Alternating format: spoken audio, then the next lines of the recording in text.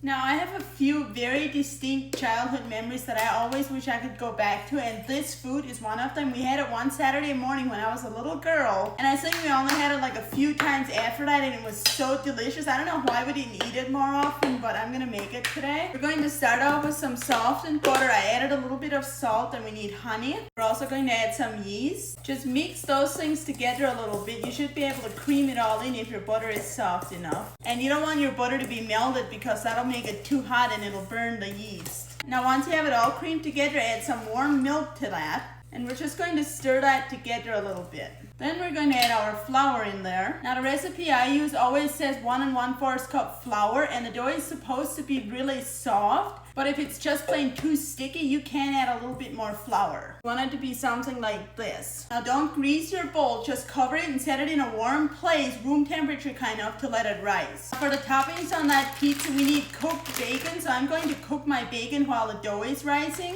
And I always just put my bacon on a cookie sheet and bake it. Although that is not how I cooked bacon when I was growing up. We would just throw it all into a cooking pot all tangled together and just cook it like that until all the fat came out and it was as crispy as we wanted it to be. Once your dough is done rising, we're going to get a 9x13 cake pan. And you don't have to do this, but I would recommend greasing it. And I always just use some sort of cooking oil. And we're going to put our dough in there, and you want to flatten it out. Make sure you roll it all the way out to the edges. Once you have it all rolled out, we're going to cover it with the towel again, and we're going to set it in a warm place and let it rise for about 5 minutes. Once your roll-out dough is done rising, you want to stick this in the oven to bake it a little bit before we put our toppings on. And while my crust is baking, I'm going to cut my cooked bacon up. We also need shredded cheese, and I'm shredding my own because my mom taught me not to pay for something that I can do by myself. And that includes shredded cheese. Buying shredded cheese at our house was stupidity because it is expensive compared to regular cheese. Now because it's a breakfast pizza, we need an egg topping, so we're going to take some eggs and just beat those up a little until they're smooth. Once you have them beat up, take out your beater, and then we're going to add some garlic powder, and we're also going to add quite a bit of dried parsley flakes. And last, we're going to add a bunch of sour cream. Now just whisk all of that stuff together until it's all smooth. By now your crust should be done baking, so we're going to take it out of the oven, and you want to take your crumbled up bacon and spread it over the crust. And put your shredded cheese over the top of the bacon.